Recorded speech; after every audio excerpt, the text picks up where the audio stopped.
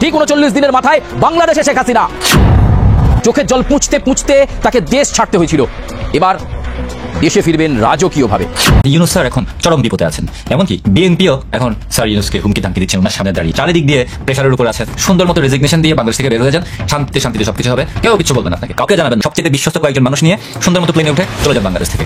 Doctor Yunus সরকারের সর্বশেষ চেষ্টা, টান টান উত্তেজনা, আর মাত্র কয়েক ঘন্টা, এই 24 ঘন্টা জোরালো চেষ্টা করছে প্রফেসর ইউনূস।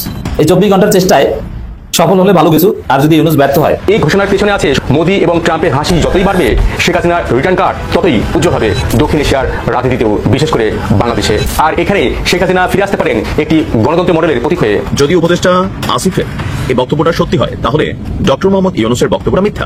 সাক্ষী হিসাবে বা প্রধান একজন ব্যক্তি হিসাবে আজকে আন্তর্জাতিক অপরাধ ট্রাইব্যুনাল একে যে মানবতা বিরোধী অপরাধের মামলা আছে, সেই মামলায় জেরার সময় আপনার এমন দাবি করেন তিনি। প্রিয় দর্শক, এইমাত্র পাওয়া সর্বশেষ গরম বাংলা সংবাদ। প্রথমে ভিডিওর বিশেষ কিছু অংশ দেখে হয়তো বা আপনারা বুঝতে পেরেছেন ভিডিওটি অত্যন্ত গুরুত্বপূর্ণ হতে চলেছে। তো দর্শক, আজকের এই ভিডিওটি দেখলে এখান থেকে অনেক মূল্যবান তথ্য আপনারা সবাই জানতে পারবেন, তাই আপনাদের কাছে অনুরোধ ভিডিওটি স্কিপ করবেন না। চলুন দর্শক, ভিডিওটি মনোযোগ সহকারে স্ক্রিনের মাধ্যমে দেখে আসি। দেশে থেকে যেতেন শেখ হাসিনা, তাহলে তাকে খুন করার পরিকল্পনা হয়েছিল, ঠিক যেমনটা হয়েছিল তার বাবা বঙ্গবন্ধু মুজিবরের সঙ্গে।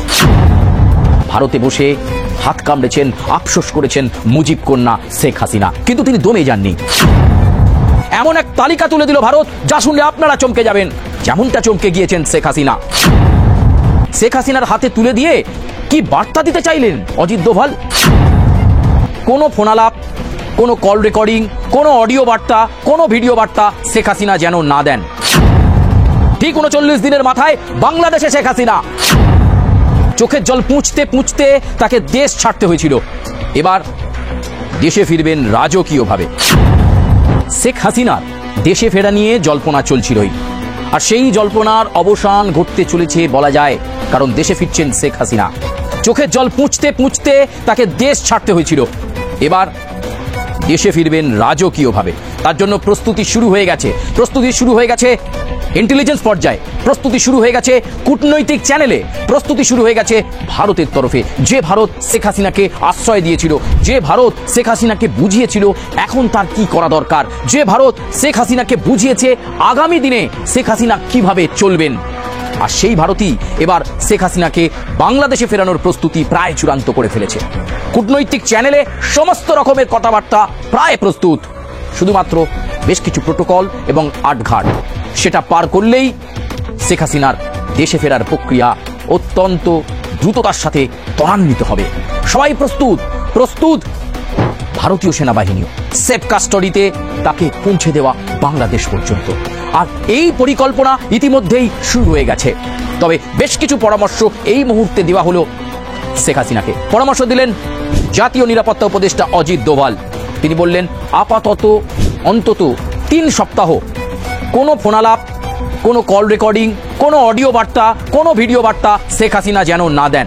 তাকে মুখ বন্ধ রাখতে হবে আগামী ৩ সপ্তাহ। আর সেই সঙ্গে শেখ হাসিনার হাতে এমন এক তালিকা তুলে দিল ভারত, যা শুনলে আপনারা চমকে যাবেন, যেমনটা চমকে গিয়েছেন শেখ হাসিনা। তালিকায় রয়েছে ১৩২ জনের নাম। এই ১৩২ জন কারা? কাদের নাম সম্বলিত এই তালিকা অজিত দোভাল তুলে দিলেন শেখ হাসিনার হাতে? শেখ হাসিনার হাতে তুলে দিয়ে কি বার্তা দিতে চাইলেন অজিত দোভাল? আর কেনই বা ৩ সপ্তাহ অন্তত মুখ বন্ধ রাখতে বলা হলো শেখ হাসিনাকে? আজকে সে বিষয় নিয়েই আপনাদের সঙ্গে আলোচনা।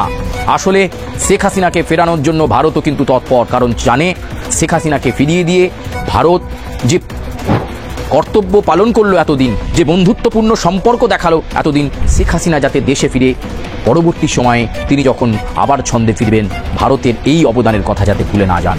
আমরা বাংলাদেশে দেখেছি মুক্তিযুদ্ধের ইতিহাসকে মুছে ফেলার চেষ্টা করা হয়েছে, বঙ্গবন্ধু মুজিবরের মূর্তি ভেঙে ফেলা হয়েছে, এমনকি বিভিন্ন সরকারি দপ্তর থেকে তার ছবি সরিয়ে ফেলা হয়েছে রাতের অন্ধকারে।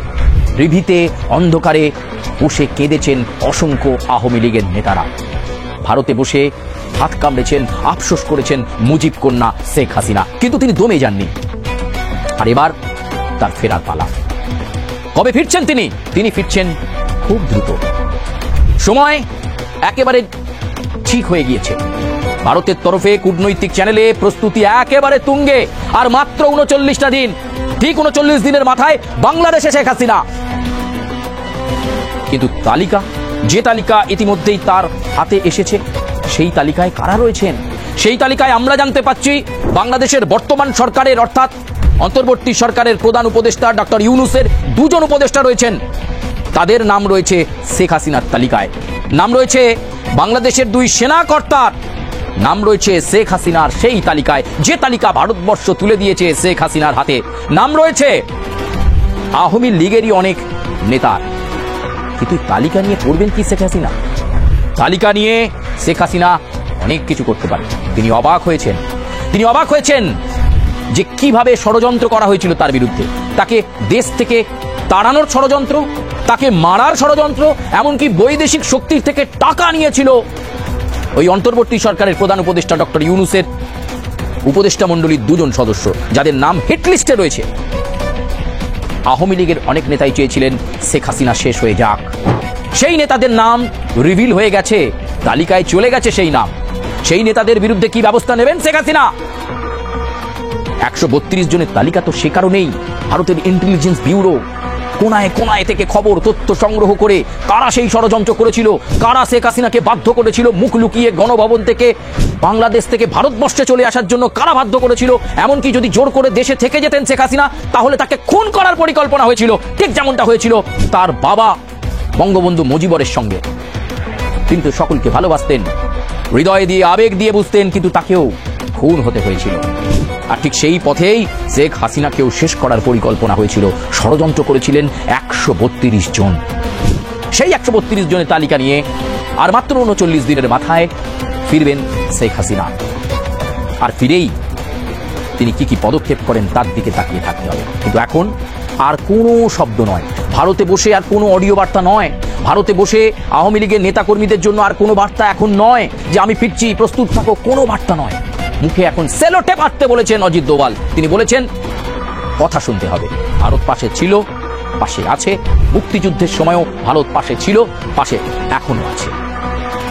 শুধু শেখ হাসিনাকে সময় বুঝতে হবে, শেখ হাসিনাকে বুঝতে হবে কখন কোনটা কার্যকর করার দরকার। আর শেখ হাসিনাকে বুঝতে হবে এই বাংলাদেশ সে বাংলাদেশ নয়, এই বাংলাদেশ একেবারে অন্য বাংলাদেশ হয়ে আছে। এই বাংলাদেশে স্থিরতা পেতে গেলে তাকে সময় দিতে হবে। কিন্তু তার আগে এই 132 জন যারা শেখ হাসিনাকে পেছন থেকে অন্ধকারে ঠেলে দেওয়ার পরিকল্পনা করেছিলেন, তাদের বিরুদ্ধে কি ব্যবস্থা নেবেন শেখ হাসিনা? আমরা তো আগেই বললাম 2 জন উপদেষ্টা, 2 সেনাকর্তা এবং লাগাতার আওয়ামী লীগের প্রচুর নেতা রয়েছেন যারা দলের মধ্যে থেকে দল বিরোধী কাজ করে শেখ হাসিনাকে অন্ধকূপের দিকে ঠেলে দিতে চেয়েছিলেন। সেই তালিকা ভারতবর্ষ কিন্তু পেয়ে গেছে, আর সেই তালিকা শেখ হাসিনার হাতে পৌঁছে গেছে।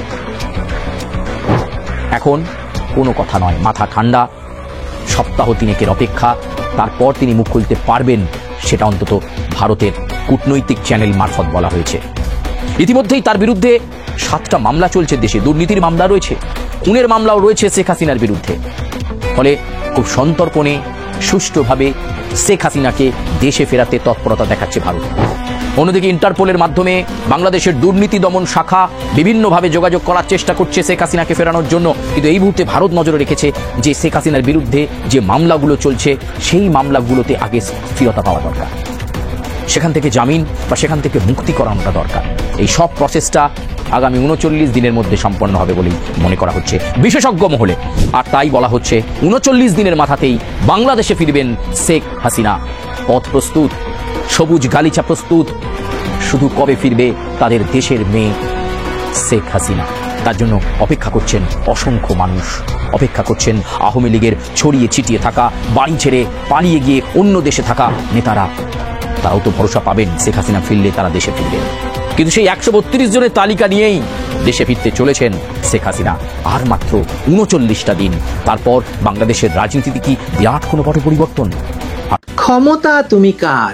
বাংলাদেশে এই প্রশ্ন এখন সবচেয়ে বড় প্রশ্ন। ইউনূসের হাতেই দেশের সকল ক্ষমতা নাকি সেনাপ্রধান জেনারেল ওয়াকারের হাতে?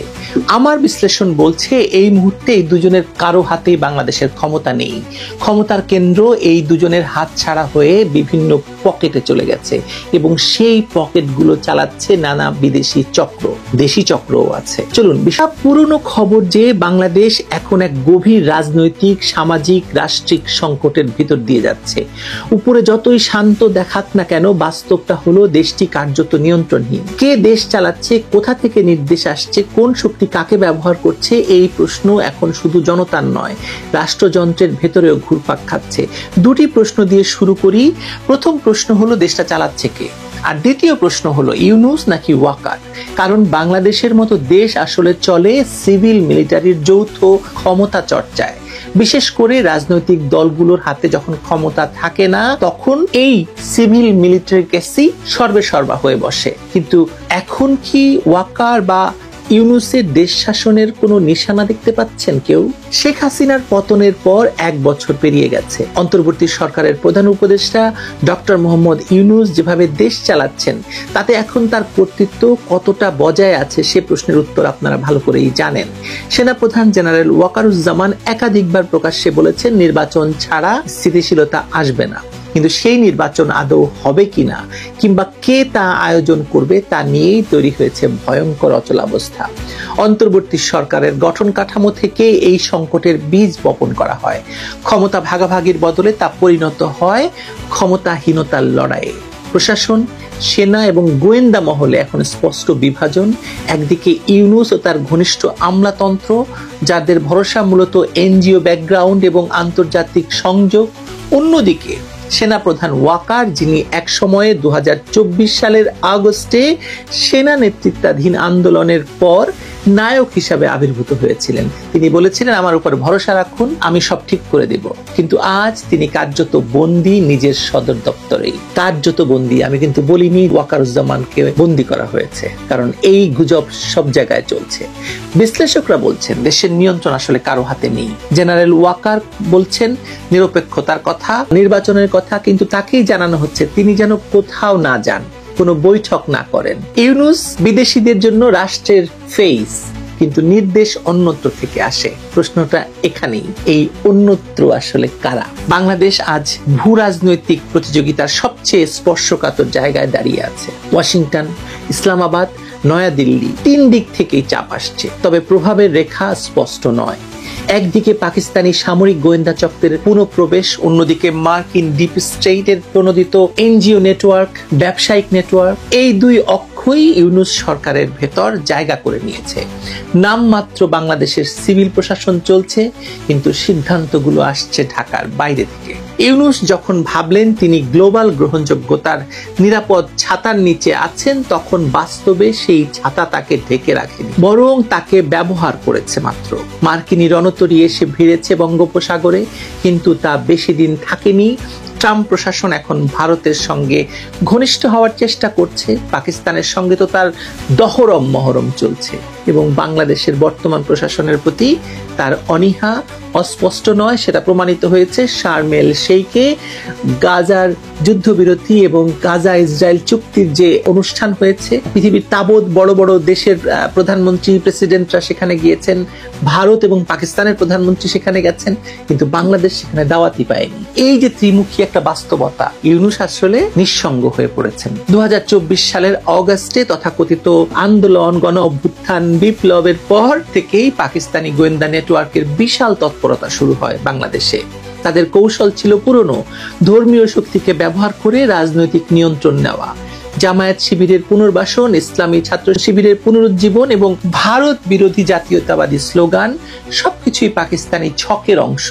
ইউনূস প্রশাসন এই চক্রকে ঠেকাতে চায়নি, বরং এমন ভাবে ব্যবহার করেছে যে মনে হয়েছে তারা ক্ষমতার অংশীদার।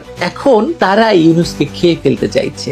রাষ্ট্রীয় নিরাপত্তা আজ সেই চক্রের পুরো দয়ার উপর নির্ভরশীল হয়ে দাঁড়িয়েছে। এই যে রজার রহমান ওরফে খলিলুর রহমান তাদের নেতৃত্ব দিচ্ছেন এই নিরাপত্তা বিষয়টিকে, এবং এই রজার রহমান এবং জেনারেল ওয়াকারের মধ্যে দ্বন্দ্বটাই আসলে মূল দ্বন্দ্ব। এই প্রথম বাংলাদেশের 54 বছরের ইতিহাসে সেনাবাহিনীর উপর এমন একজনকে বসানো হয়েছে যার নাম, ধাম, পরিচয় আমরা কেউ জানি না, যিনি পালিয়ে যান, যিনি নিজের আত্মপরিচয় গোপন করে রজার রহমান হয়ে যান, এবং তার বিরুদ্ধে খুনের অভিযোগ পর্যন্ত রয়েছে। আর জেনারেল ওয়াকারের হাতে এখন শুধু আনুষ্ঠানিক কর্তৃত্ব দায়িত্ব আছে, বাস্তব শক্তি কতটুকু আছে সেটা প্রশ্নবিদ্ধ।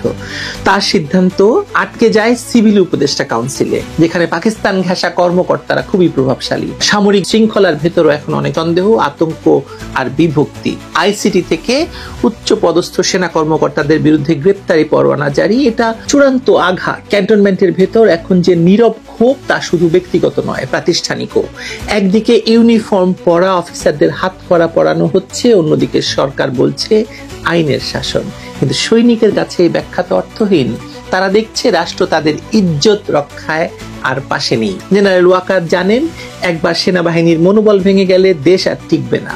তিনি নিরপেক্ষতা বজায় রাখার চেষ্টা করছেন, কিন্তু তা এখন আর তার একমাত্র বেঁচে থাকার উপায়। আসলে তার হাতে আর কোনো কার্ড নেই। তিনি তার টেক্কা মেরে দিয়েছেন আগে, এবং সেটা ভুল টেক্কা ছিল, বোঝাই যাচ্ছে। ধরুন কর্নেল ওলি আমাদের একটা মন্তব্যর কথা যদি ধরি আমরা, তিনি বলেছেন ইউনূসকেও হয়তো পালাতে হবে হাসিনার মতো। আমার তো মনে হয় রোম থেকে ফিরে এসে এই বাস্তবতার মুখোমুখি ইউনূসকে হতে হবে, এবং এই বাস্তবতা নিয়েই ইউনূসকে টিকে থাকতে হবে যে কদিন তিনি টিকে থাকেন বাকি দিনগুলি। দেশের অর্থনীতি টালমাটাল, ব্যাংক খাত ভেঙে পড়েছে, ব্যাংকে নাকি 5,000 টাকাও তুলতে পারছে না মানুষ। বেকারত্ব বাড়ছে এবং প্রশাসনের ভেতর ভয়। ইউনূসের চারপাশে যারা আছেন তারা মূলত এনজিও প্রজেক্টে অভ্যস্ত লোক, রাষ্ট্র পরিচালনায় তারা সম্পূর্ণ অদক্ষ।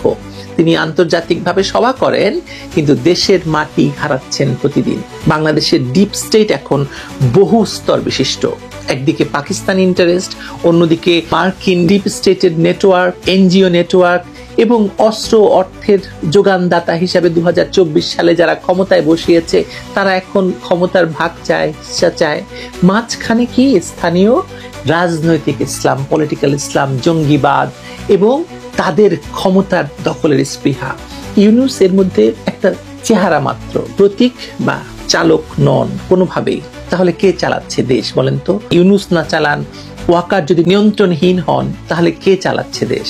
এই প্রশ্নের উত্তর খুঁজতে গেলে দেখা যায় ক্ষমতার আসল রূপরেখা এখন শ্যাডো গভর্নমেন্টের হাতে, মানে ছায়া সরকারের হাতে। একটি যৌথ কাঠামো আছে যেখানে পাকিস্তানি সামরিক গোয়েন্দা, জামায়াত শিবির নেতৃত্ব এবং কিছু বিদেশি স্ট্র্যাটেজিক অ্যাডভাইজার মিলে দিক নির্দেশনা দিচ্ছে। তারা ইউনূসকে ব্যবহার করছে বৈধতার প্রতীক হিসাবে, ওয়াকারকে রাখছে নিয়ন্ত্রিত নিরাপত্তার চেহারা হিসাবে।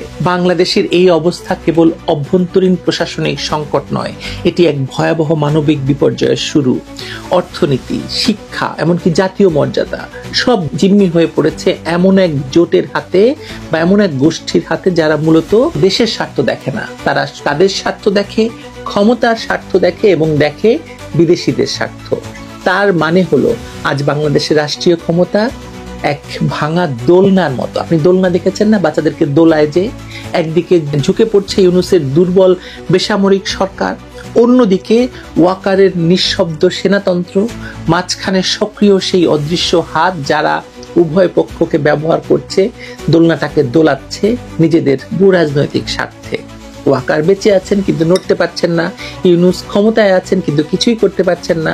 এই দুয়ের মাঝখানে বাস্তবে ক্ষমতা চলে গেছে এমন এক ভয়ঙ্কর গোষ্ঠীর হাতে যারা বাংলাদেশের ইতিহাসের বাইরে থেকেও আজ তারা নিয়তি নির্ধারণ করছে আপনার বাংলাদেশিদের বা বাঙালির। এই মুহূর্তে বাংলাদেশের রাজনীতি শুধু নয়, একদম রাষ্ট্রটা শেকড়হীন কচুরি পানার মতো ভেসে বেড়াচ্ছে। প্রশ্ন হলো ভাসতে ভাসতে দেশটি কোথায় যাবে? বঙ্গোপসাগরে নাকি হিন্দুকুশ পর্বতের দিকে? আপনার কি মনে হয় দেশের নদীগুলোতে যে সব সময় কচুরি পানা ভাসে তারা আসলে কোথায় যায়? আমি একটি মেটাফোর এখানে দিচ্ছি, বাংলাদেশের সঙ্গে কচুরি পানার তুলনা করছি, কিন্তু আপনি নিজেও বুঝতে পারবেন যে বাংলাদেশ আসলে একটি ভাসমান শ্যাওলার মতো হয়ে গেছে।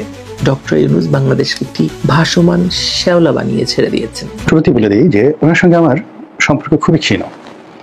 উনি যখন ভারতে ছিলেন তখন সম্ভবত আমার ভিডিও দেখতেন বা আমার লেখাগুলো পড়তেন, আর সেই সুবাদে কয়েকবার উনি টেলিফোন করেছিলেন, ওনার সঙ্গে আমার দীর্ঘক্ষণ আলাপ আলোচনা হয়েছিল। তো আমি তখন পর্যন্ত জানতাম না আমরা ঢাকা বিশ্ববিদ্যালয় একই বিভাগের ছাত্র। তিনি বড় ভাই, আমি ছোট ভাইটা আমি জানতাম না। আর তার ব্যক্তিগত লেখাপড়া, কথাবার্তা, এই সমস্ত বিষয় নিয়ে আমার আসলে কোনো ধারণা ছিল না। তো তার সঙ্গে যখন আমি কথাবার্তা বলতাম, তিনি আমার কথা শুনতেন দীর্ঘক্ষণ ধরে, আর তার কথা আমি দীর্ঘক্ষণ ধরে শুনতাম। কখনো কখনো আমাদের আলাপ আলোচনা 1 ঘন্টা 1.5 ঘন্টা পর্যন্ত হয়েছিল। অবাক করার বিষয় হলো যে তিনি ক্লান্ত হতেন না আমার সঙ্গে কথা বলতে গিয়ে, আর আমিও ক্লান্ত তো দূরের কথা, তার সঙ্গে কথা বলতে গিয়ে এক ধরনের যাকে বলা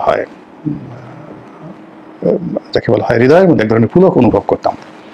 এ কারণে আলাপ আলোচনা করছি কি আমরা কখনোই রাজনীতি নিয়ে আলোচনা করতাম না। সেই বাংলার ইতিহাস, সেন বংশ, পাল বংশ, রাজবংশ, রাজনীতি, দর্শন, তারপরে কনফুসিয়াসিজম, তারপরে সেই অ্যারিস্টটল, প্লেটো, সক্রেটিসের যে রাষ্ট্রচিন্তা, সেটা বাংলাদেশে কি করে সম্ভব, এই বিষয়গুলো অতিমাত্রার যে রাজনৈতিক পণ্ডিতি এবং দার্শনিকতা, এই বিষয়গুলো নিয়ে তিনি কথাবার্তা বলতেন এবং আমরা শেয়ার করতাম, একে অপরের বক্তব্য শেয়ার করতাম। যেমন যে বিষয়গুলো তিনি বলতেন আমি সেই বিষয়গুলো জানতাম, পড়তাম, কিন্তু দেখা গেল যে তার দৃষ্টিভঙ্গি, তার যে এক্সপ্লেনেশন, সেটা আমার থেকে ভিন্ন। আবার আমি যে বিষয়গুলো তাকে বলতাম সেটা হয়তো তার ভালো লাগতো। অনেক বিষয়ের সঙ্গে তিনি হয়তো নতুন তথ্য পেতেন, দ্বিমত প্রকাশ করতেন। তো এই কয়েকবার তার সঙ্গে আমার কথাবার্তা হয়েছে। আর মুখোমুখি তার সঙ্গে মাত্র আমার একবার দেখা হয়েছে, সেটা হলো বিএনপি নেতা গয়েশ্বর বাবু, তার স্ত্রীর একটা অনুষ্ঠান ছিল তার মৃত্যু দিবস উপলক্ষে। তো সেখানে আমি আমার স্ত্রী সহ দাওয়াতে গিয়েছিলাম। সেখানে আমার সন্তান ছিলেন, মেয়ে ছিলেন। তো সেখানে একটা রুমের মধ্যে আমি, মির্জা ফখরুল সাহেব, আব্দুল আল মিন্টু, তারপরে সালাউদ্দিন সাহেব, গয়েশ্বর বাবু, আমরা প্রায় 1.5-2 ঘন্টা আমরা ক্লোজ ডোর বিভিন্ন বিষয় নিয়ে আলাপ আলোচনা করেছিলাম। ওই সময়টিতেই প্রথম বিদেশ থেকে ফিরে আসার সময় 2024 সালের অক্টোবর মাসে আমাদের দেখা সাক্ষাৎ হয়েছিল। এর বাইরে ওনার সঙ্গে আমার কখনো দেখা হয়নি, কথা হয়নি, আর কিচ্ছু হয়নি।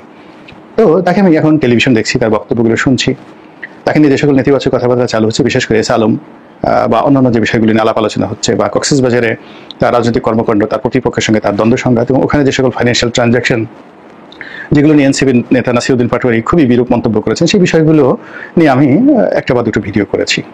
আবার একই সঙ্গে তার যে গ্রহণযোগ্যতা, তার যে নেতৃত্বের গুণাবলী, তার অনুপম ব্যক্তিত্ব, এই বিষয়গুলো নিয়ে আমি আসলে কখনো ওইভাবে বলিনি, কিন্তু আমার আসলে বলা উচিত এই সময়টিতে। কারণ হলো মানুষ যখন ভালো কর্ম করে, সেই ভালো কর্মের মধ্যে যাকে বলা হয়, যদি আপনার সমর্থন থাকে, আপনার প্রশংসা থাকে, তাহলে সেই ভালো কর্মের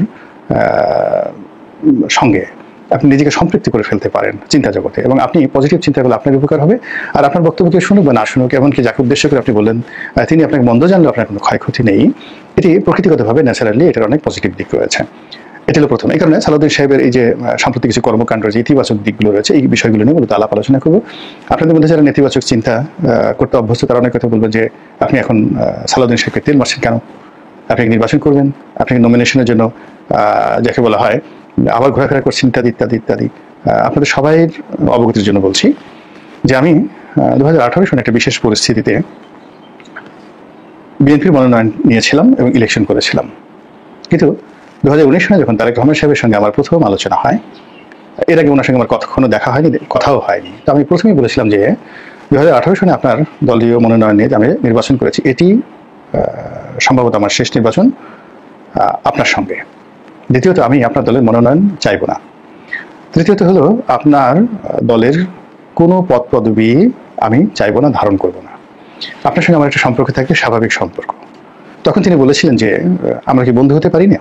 তাই বললাম যে না, আপনি বন্ধু হতে পারেন না। এর কারণ হলো আমি অ্যাজ লং অ্যাজ আপনার পার্টির একজন সমর্থক, সাবেক সংসদ সদস্য হই আর যাই হই, আমি আপনার পার্টির একজন সমর্থক, কর্মী কখনো বসের বন্ধু হতে পারে না। You are the boss. তো কাজে আপনার সঙ্গে আমার স্বাভাবিক সম্পর্ক থাকবে, আলাপ আলোচনা, আপনি জিজ্ঞাসা করলে আমি উত্তর দেবো, আপনি ডাকলে আমি যাব, আমার সাধ্য অনুযায়ী আমি সাহায্য সহযোগিতা করার চেষ্টা করবো এবং আপনার মঙ্গল কামনা করবো, এই পর্যন্ত। কিন্তু আপনার সঙ্গে বন্ধুত্ব করার জন্য আমার দুঃসাহস নেই এবং এটা হবে না। তো উনি এতে খুব আশ্চর্য হয়ে গেছিলেন যে উনি নিজের মুখে একজনের সঙ্গে বন্ধুত্ব করতে চেয়েছেন, তাও ওনার দলের একজন সাধারণ সমর্থক যে আওয়ামী লীগ থেকে এসেছে, আর সে এইভাবে কথা বলে তিনি খুব আশ্চর্য হয়েছিলেন। কিন্তু আমি যখন তাকে খুলে বললাম যে একজন বস কখনো বন্ধু হতে পারে না, বস ইজ অলওয়েজ বস। তো আপনি কখনো আপনার অফিসের কর্মকর্তা, আপনার স্টাফ, আপনার কর্মী সমর্থক, এদের কারোর সঙ্গে আপনার বন্ধুত্ব করার দরকার নাই। তারা অটোমেটিক্যালি আপনার হুকুম শোনার জন্য সবসময় রেডি থাকে, তারা প্রস্তুত, এবং তারা সেই কাজ করার জন্য তাদের জন্ম হয়েছে। তখন আমি তাকে হিরোডোটাসের বই থেকে একটা বিখ্যাত কাহিনী বলেছিলাম, সম্রাট জার্ক শেষের জমানার একটা কাহিনী, খুব মনোযোগ সহকারে। প্রায় সেই গল্পটা বলতে আমার আধা ঘন্টা সময় লেগেছিল, এবং ওই সময়টাতে তারেক রহমান সাহেবের সঙ্গে আমার প্রায় 2.5 থেকে 3 ঘন্টা মানে এরকম স্কাইপেতে 1-to-1 বৈঠক হয়েছিল বেগম জিয়ার সেই অফিসে, যেই রুমে বেগম জিয়া বসেন ওখানে একটা কম্পিউটারের সেখানে। এবং এইভাবে বহুবার তার সঙ্গে আমার সেই 2019 থেকে একেবারে 2025 পর্যন্ত 24 পর্যন্ত কন্টিনিউয়াসলি বহুবার আলাপ আলোচনা হয়েছে। তো এই হলো তারেক রহমান সাহেবের সাথে যদি আমার সম্পর্ক থাকে, তো সেক্ষেত্রে সালাউদ্দিন সাহেবকে ফ্ল্যাটারিং করা বা তাকে প্রশংসা করা, তার কাছে কোনো কিছু চাওয়া, এটা আমার জন্য মানায় কিনা, এই জিনিসটা আপনারা বোঝার চেষ্টা করুন। সেকেন্ড থিং হলো যে যেখানে আমি 2019 সনে সিদ্ধান্ত নিয়েছি যে আমি আওয়ামী লীগের থেকে এসেছি আওয়ামী লীগকে বোঝানোর জন্য, আওয়ামী লীগ যেটা আমাকে একটা চ্যালেঞ্জ দিয়েছিল যে আমরা যদি তোমাকে মনোনয়ন না দেই তাহলে বিএনপি তোমাকে মনোনয়ন দেবে না, অনলি জাস্ট এটা প্রুভ করার জন্য, আর অন্য কোনো কিছু ছিল না। তো এনিওয়ে, সেই সালাউদ্দিন সাহেব এখন বিএনপির হর্তাকর্তা, সম্ভবত তিনি আগামীতে বিএনপির মহাসচিব হয়ে যেতে পারেন। তারেক রহমান সাহেব তাকে খুবই পছন্দ করেন, রিলাই করেন। তো এটা আমার শোনা কথা, আমি আসলে সালাউদ্দিন সাহেবের মুখে কখনো তারেক রহমান সাহেবের কোনো কথা শুনিনি, প্রশংসা শুনিনি, বদনামও শুনিনি। মানে সালাউদ্দিন সাহেবের যে বক্তব্য, সেই বক্তব্যের মধ্যে বা ওনার সঙ্গে আমার সঙ্গে যে কথাবার্তা হয়েছে সেখানে আসলে তারেক রহমান সাহেবের প্রসঙ্গ আসেনি। আবার তারেক রহমান সাহেবের সঙ্গে যখন আমার কথা হয়েছে, দেয়ার আর ম্যানি ম্যাটার্স, ঘন্টার পর ঘন্টা আমরা আলাপ আলোচনা করেছি, সেখানে এর পার্টির অভ্যন্তরীণ বিষয় বা অন্য যেগুলো খাজুরি আলাপ বলে সেই জিনিসগুলো কখনই আমাদের মধ্যে হয়নি। তো সেই দিক থেকে যেহেতু নির্বাচন নেই, বিএনপির কোনো পদ পদবি নেই, এবং গত 1 বছর আপনি দেখেছেন যে যেখানে বিএনপির সাধারণ একজন কর্মী সেও সুযোগের সদ্ব্যবহার করার চেষ্টা করেছে, সেই সময়টিতে আমি কোথাও একটু মুভমেন্ট করিনি, একটা বিন্দুও দেইনি। তো কাজেই আপনারা যদি এরপরেও কেউ বলেন সেটা তার আপনার ব্যক্তিগত বিষয়, আমি আমার মতো করে বলে যাচ্ছি সালাউদ্দিন সাহেব সম্পর্কে। তো সালাউদ্দিন সাহেব সম্পর্কে আমার যে ধারণা ছিল টেলিফোনিক সংলাপের মাধ্যমে, তো সেই সংলাপটির কারণে বা একাধিক সংলাপের কারণে আমার কাছে মনে হতো এই ভদ্রলোক ভালো লেখাপড়া জানেন। কিন্তু সেই শেখ হাসিনার জমানাতে তিনি যে সংবাদ সম্মেলন করতেন বা অতীতে তিনি যখন যোগাযোগ প্রতিমন্ত্রী ছিলেন, তার ওই কর্ম সম্পর্কে আমার আসলে অত স্পষ্ট ধারণা ছিল না। তো তিনি সাম্প্রতিক সময়টিতে এই ঐক্যমত্যের কমিশনে বিএনপিকে যেভাবে প্রতিনিধিত্ব করেছেন এবং তার সন্তান সমূহ, মানে সন্তানের সমবয়সী বা সন্তানের চেয়ে ছোট হবেন, বলতে গেলে নাতিপুতির মতো, নাতির বয়সে হবেন, এই সার্জিস, হাসনাত, বাক্তার, তো ওনাদের সঙ্গে তিনি যেভাবে কমপ্লাই করেছেন, যেভাবে ছোট ছোট রাজনৈতিক দলগুলো যেগুলো বিএনপির মতো যাকে বলা হয় একটি বড় রাজনৈতিক দলের উপজেলা পর্যায়ে যারা সভাপতি, তারাও দেখা গেল যে অনেক বড় বড় রাজনৈতিক দলের মানে তথাকথিত যেগুলো শুধুমাত্র